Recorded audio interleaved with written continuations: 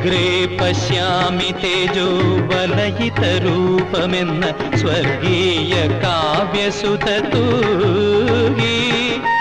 അഗ്രേ പശ്യാമി തേജോ വലയിതരൂപമെന്ന സ്വർഗീയ കാവ്യസുതൂകി.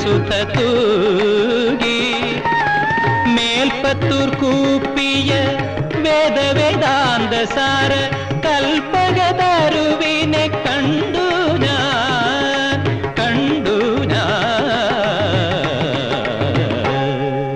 നവകാഭിഷേകം കഴിഞ്ഞു, ശംഖാഭിഷേകം കഴിഞ്ഞു.